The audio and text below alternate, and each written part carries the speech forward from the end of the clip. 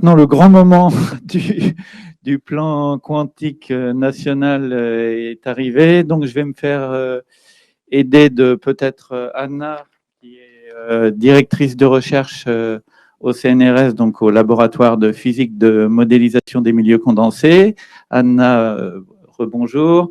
Donc, pour m'aider à avoir un entretien avec Nel Abrug, qui est le coordinateur national pour la stratégie quantique. Donc, Neil, vous le connaissez pour beaucoup déjà bien, mais il est ingénieur INSA, pour ceux qui ne le sauraient pas.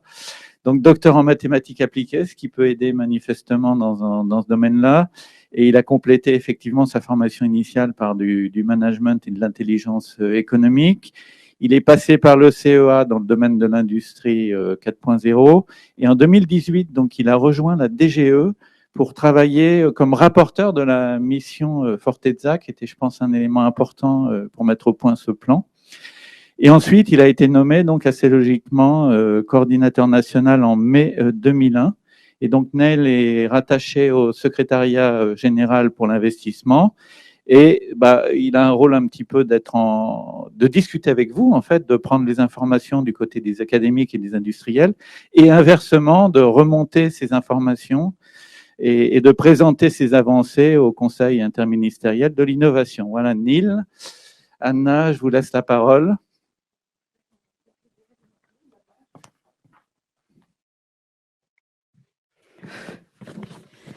Ça marche? Oui.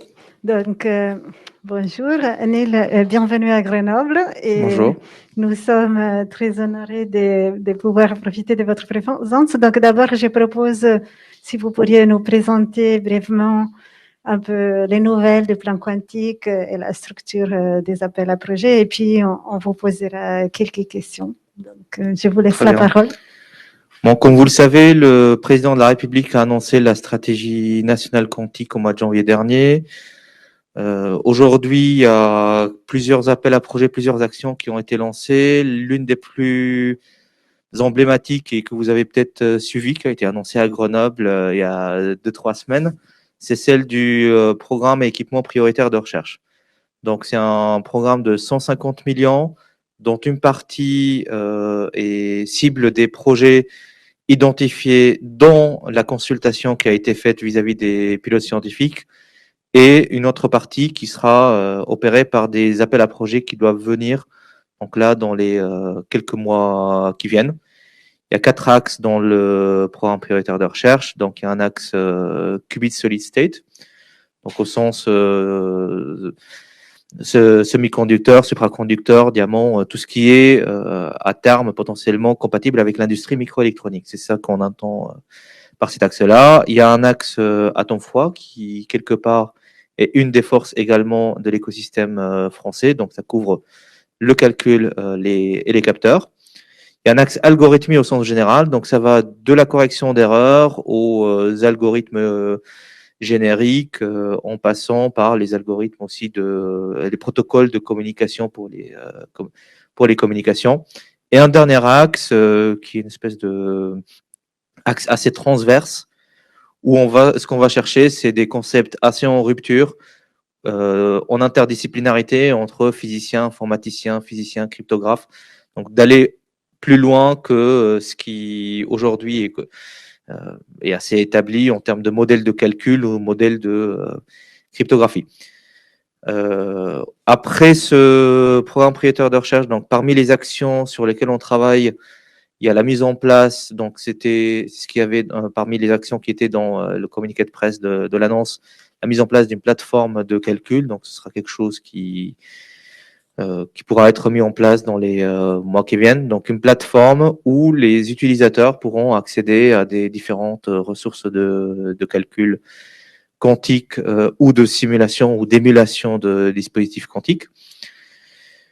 Avant la fin du mois, il va y avoir 2 appels à manifestation d'intérêt assez transverses à l'ensemble des stratégies d'accélération, qui est un AMI formation, métier et compétences d'avenir.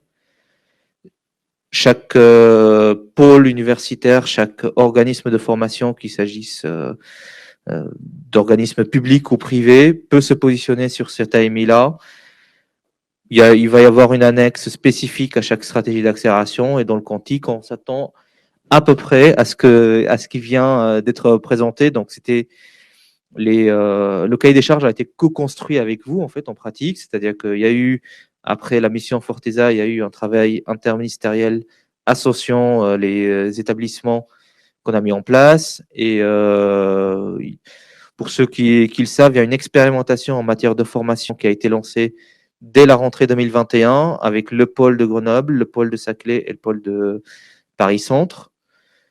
Quelque part, cette expérimentation-là va nous permettre d'avoir un retour d'expérience pour savoir finalement est-ce qu'il y a eu plus d'attraction pour les étudiants, est-ce que le fait de mettre des bourses de master ou de bourses de thèse supplémentaires, ça a permis ça a eu l'effet escompté ou pas, un premier retour d'expérience qui nous permettra au cours du déploiement de l'AMI, qui sera ouvert là pour le coup au niveau national à l'ensemble des écosystèmes et des organismes de formation, sur la manière dont on pourrait déployer un peu mieux les choses.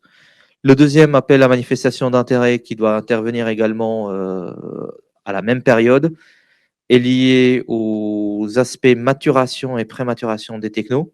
Donc avec un ciblage très clair d'un côté des aspects capteurs, de l'autre côté les aspects calcul. C'est un AMI qui adressera les structures de maturation qui sont connues. C'est les SAT, c'est les IRT, c'est les CNRS Innovation et l'ensemble des structures qui ont cette fibre de passer la technologie du laboratoire vers l'industrie. L'idée n'est pas aller jusqu'à l'industrialisation, mais vraiment les phases de prématuration et de maturation. Et on encourage très fortement à ce que les différents écosystèmes qui se positionnent sur ces deux AMI, à ce qu'ils proposent des choses interconnectées entre l'AMI formation et l'AMI maturation, prématuration. Donc ça, c'est quelque chose qu'on verrait plutôt d'un bon œil. Aujourd'hui, c'est à peu près les sujets sur lesquels on a une certaine visibilité. Mais vous savez, donc, dans la stratégie quantique, il y a d'autres actions. Il y a des actions liées aux technologies habilitantes. Donc, tout ce qui est cryo, électronique cryo, tout ce qui est câblage, dont on a parlé ce matin, tout ce qui est laser également de manipulation de refroidissement d'atomes. Ce sont des choses qui vont être lancées avant la fin de l'année, mais les discussions sont actuellement encore en cours, donc c'est pas des sujets encore matures pour vous donner plus de détails là-dessus. Donc voilà où est-ce qu'on en est aujourd'hui du déploiement. Peut-être juste comme j'ai évoqué donc le montant du PEPR, peut-être que vous ayez aussi en tête de quoi on parle sur les deux AMI. Donc sur la formation, on est sur un budget de 60 millions pour l'ensemble du territoire. Ça peut être vous avez le droit de proposer des choses qui s'étalent dans le temps.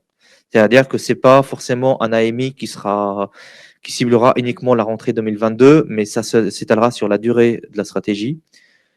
Et s'agissant de l'AMI maturation, on est sur une enveloppe de 15 millions d'euros.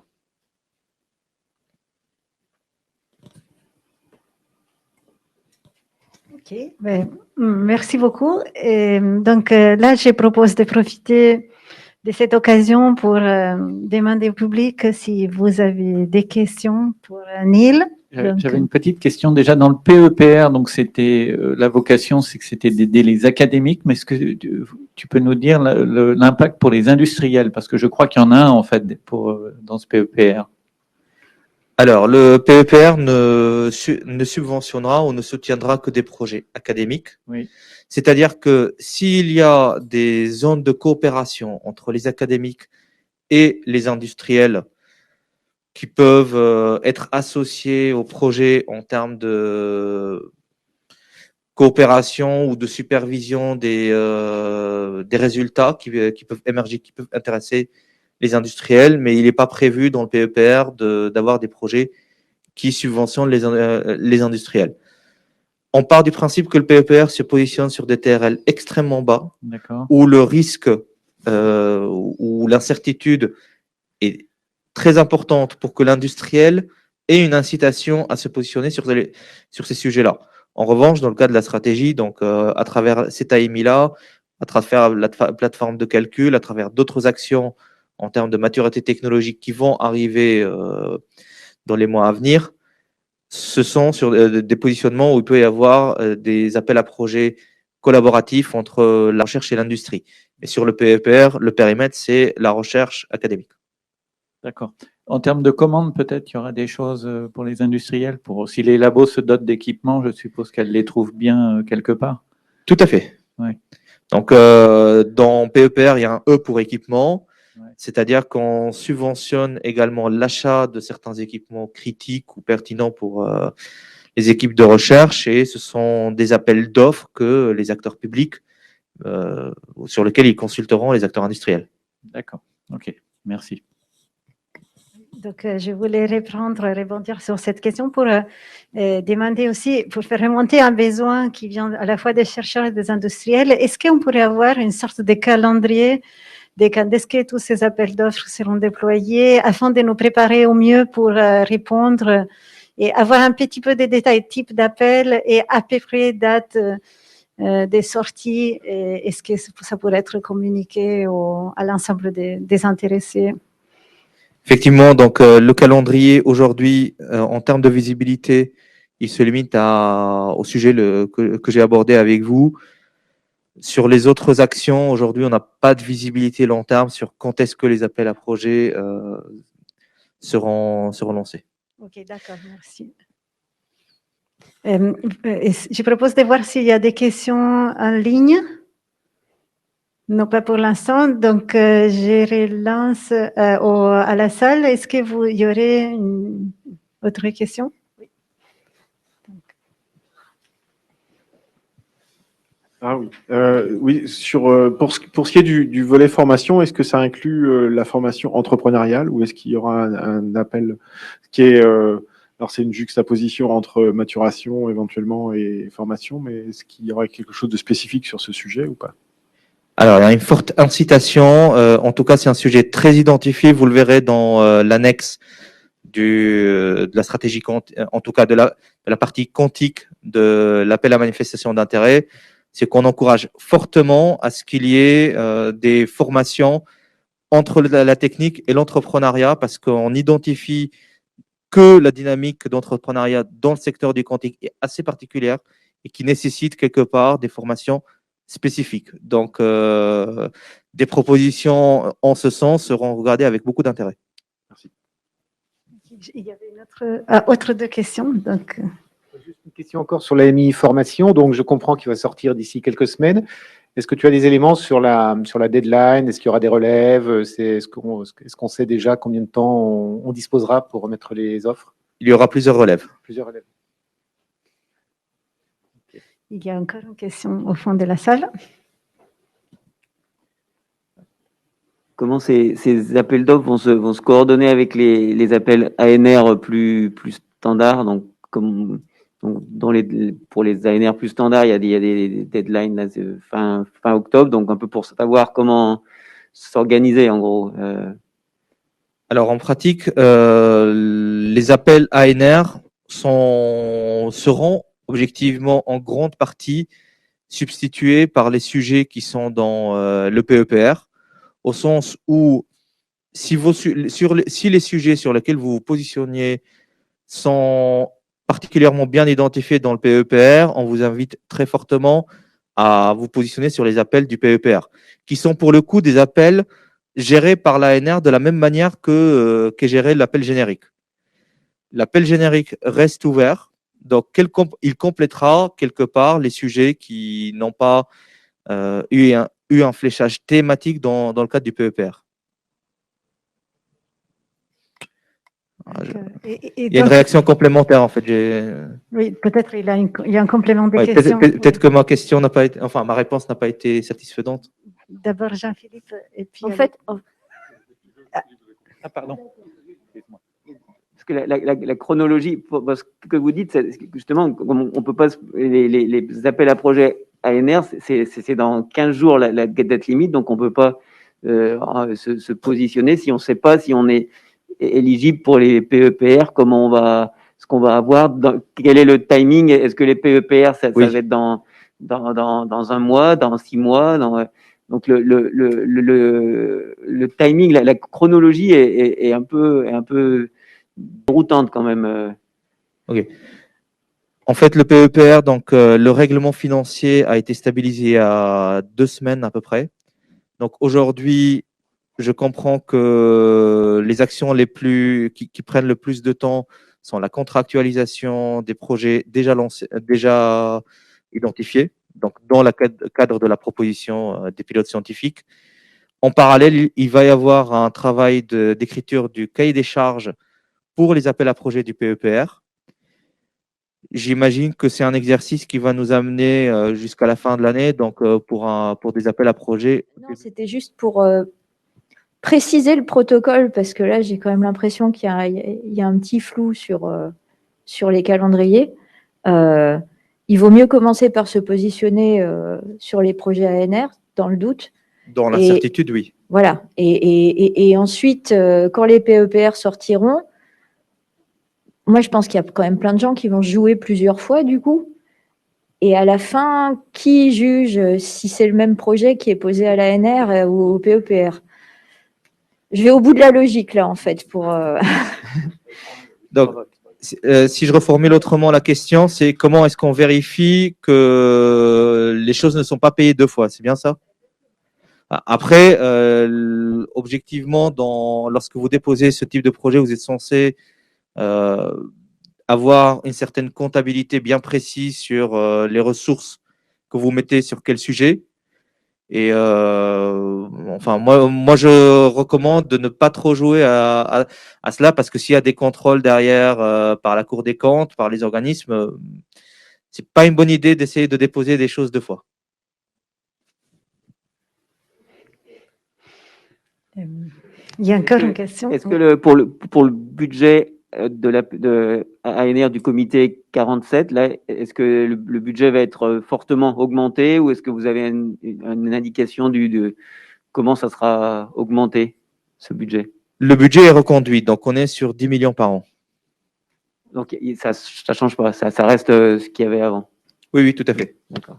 Est-ce que vous avez une autre question immédiate, ou bon, je peux peut-être poser une autre question moi, parce que j'avais aussi beaucoup de choses à vous demander.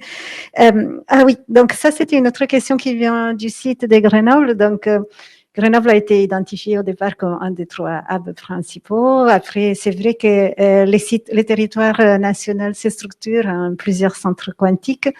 Quelle est votre vision actuellement? Est-ce que vous souhaitez labelliser un hub les centres quantiques? Est-ce que vous souhaitez soutenir les sites? Est-ce que le plan quantique a un projet de soutenir chaque site séparément, ou comment ça marche la politique locale?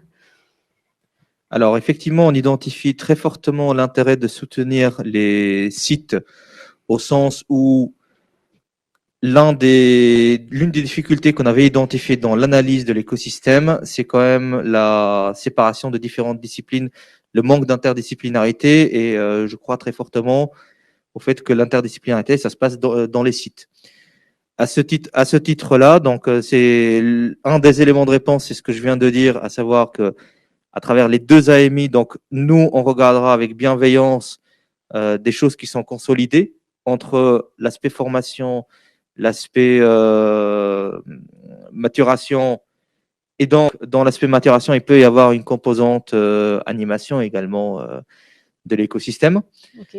Et par ailleurs, on a engagé des discussions donc entre le SGPI et les représentants de l'État dans les régions et les collectivités territoriales, pour essayer de trouver une manière de réunir nos efforts à travers ce que le PIA peut faire et ce que il ne pourra pas, et que en revanche les collectivités pourraient également faire. D'accord, merci. Ça, c'est une très bonne nouvelle. Donc, n'hésitez pas à revenir vers nous, notamment les responsables des différents centres quantiques, si vous avez besoin des cartographies, par exemple, d'informations. On est aussi là pour ça.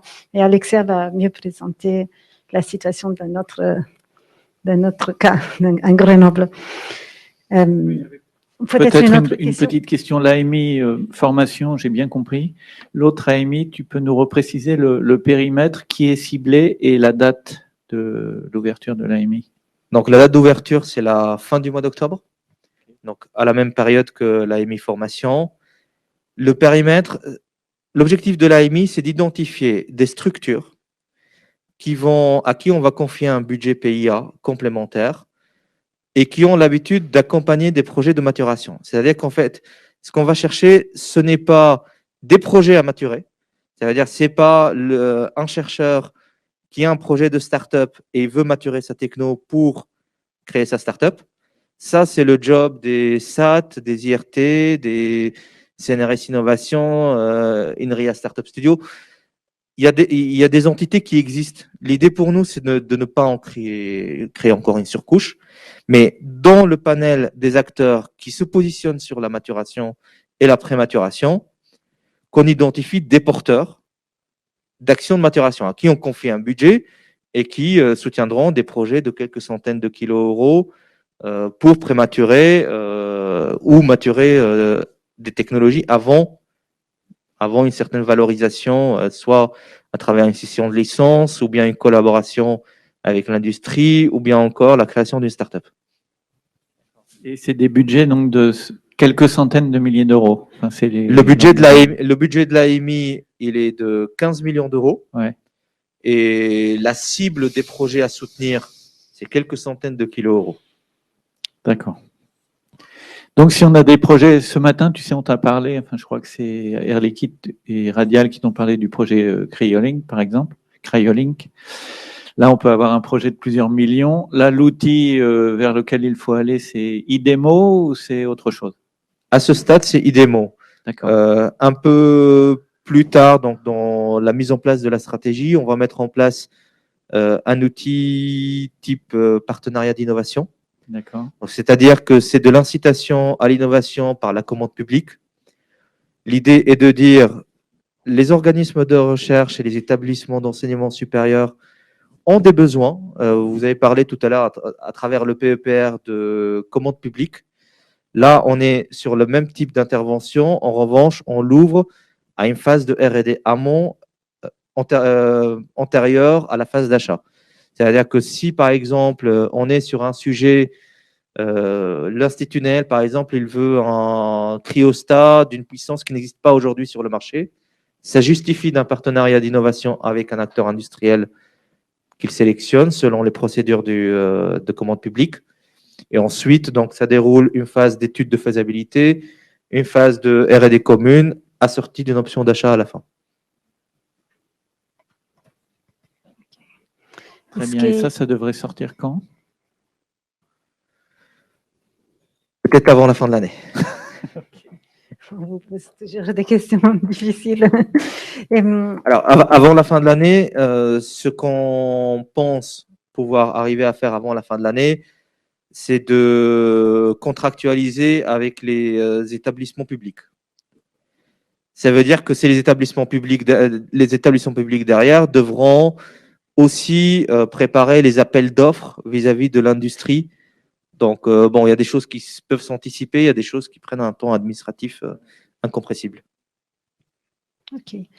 Est-ce que vous souhaitez encore poser une question? Bon. Donc, il n'y a pas non plus de questions. Ok. Question à distance. Si tu as encore une question. J'aurai encore 2, 3, mais je ne sais pas si on aura le temps de tout poser. Donc, une première question, c'était par rapport au rayonnement international. Donc, est-ce qu'il y a des directives spécifiques ou des soutiens spécifiques pour permettre aux équipes françaises de collaborer à l'international et de cette manière à la fois rayonner et aussi importer des connaissances? Et comment vous voyez ça dans les termes de soutien? Alors, il y a effectivement une démarche internationale dans la stratégie quantique qui est en cours de construction. C'est-à-dire qu'on fait un exercice de consultation des différents acteurs, qu'ils soient publics ou industriels, pays par pays, pour qu'on identifie des complémentarités, des synergies possibles. est-ce qu'il y a dans tel écosystème des compétences sur lesquelles on a quelque part des points de faiblesse, et inversement, où nous, on est en position plutôt favorable et que finalement, on identifie une certaine complémentarité. Donc ça, ce sont des réflexions qu'on mène. Une de ces réflexions-là a abouti juste après les vacances, donc à travers la signature d'un accord de collaboration entre la France et les Pays-Bas. Et il y a des réflexions autres aujourd'hui qui sont en cours avec d'autres pays. D'accord. Donc, en tant que chercheur, nous attendrons comment profiter de toutes ces collaborations établies. Est-ce que ça sera des accords binationaux sur la base duquel Oui. on va pouvoir... En fait, c'est des accords gouvernementaux entre les deux gouvernements qui, quelque part, facilitent aussi si un établissement français, prenons le cas des Pays-Bas, si un établissement français, l'ANR par exemple, avec son homologue néerlandais, ils veulent faire un appel à projet commun, on sait que le terrain est déjà fertile, qu'il y a une validation politique, gouvernementale, et ce sera facilitateur de la mise en place d'un appel à projet commun, par exemple. D'accord. Ou bien s'il y a un accord de collaboration entre deux industriels qui se complètent, qui veulent se marier ensemble, etc. Donc, il y aura un regard bienveillant. Donc, c'est une espèce de facilitation. Mais de toute façon, les collaborations de recherche au niveau international, elles existaient avant, elles existeront après et dépasseront les mots qui sont écrits dans les accords de collaboration. Ok. Et parmi ces pays que vous avez en tête, est-ce qu'il y a en priorité des pays européens? Est-ce qu'il y a d'autres pays en dehors de l'Europe qui vous intéressent particulièrement? Ou quelle est la logique des choix Et aussi, d'autre côté, il y a cet aspect qui est différent entre les chercheurs et les industriels, c'est qu'en recherche, on collabore avec tous les pays de la Terre et on partage tout type de connaissances. Quand il s'agit éventuellement d'en faire des applications, il y a peut-être des consignes un peu plus strictes et on souhaite plutôt, par exemple, favoriser une souveraineté nationale ou européenne. Donc, ça m'intéresserait un peu de voir vos instructions et votre avis sur ça. Alors, la dimension souveraineté sur le quantique est identifiée effectivement par les différents gouvernements, par la Commission européenne. Aujourd'hui, donc, la logique qu'on a comme je l'ai expliqué, qu'on a dans la mise en place de ces collaborations-là, c'est vraiment de chercher les complémentarités. Donc, d'abord auprès de nos partenaires européens, et ensuite, on n'est pas à l'abri qu'il y ait une brique technologique ou bien une compétence clé que même avec nos partenaires européens, on l'a pas. Et dans ce cas-là, c'est une logique un peu en oignon, c'est-à-dire d'abord on regarde chez nous, on regarde auprès de nos partenaires européens, et s'il n'y a pas auprès de nos partenaires européens, on regarde dans un cercle un peu plus large. Ok, d'accord. Oui. Est-ce qu'il y a dans la salle quelqu'un qui souhaite encore commenter sur cet aspect international? Okay, donc, non, je crois que. On a une dernière question, si tu veux. Une dernière question. Alors, il va falloir choisir.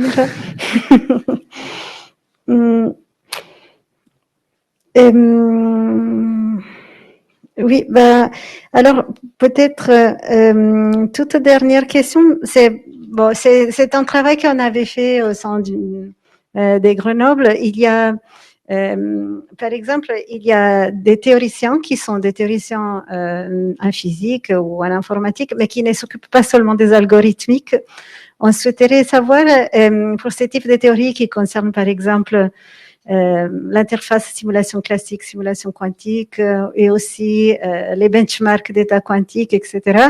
Est-ce qu'il y a une place bien identifiée dans les plans quantiques ou est-ce qu'il faut se rattacher forcément à une application précise ou comment vous souhaitez placer ces types de personnes qui ne sont pas que des informaticiens, mais qui ne sont pas des expérimentateurs qui construisent un ordinateur quantique? Alors pour moi, ça c'est un sujet qui a été très tôt identifié, notamment par rapport à ce que j'ai présenté comme l'axe 4 du PEPR. Donc vraiment d'aller chercher ces concepts en rupture, d'aller chercher ces complémentarités entre la théorie sur l'informatique, la théorie sur la physique, et voir le merge entre les deux. C'est ce type de concept qu'on cherche à soutenir à travers l'axe 4 du PEPR. Ok. Alors, merci. Merci pour. Merci Neil, je merci pense Anna. oui.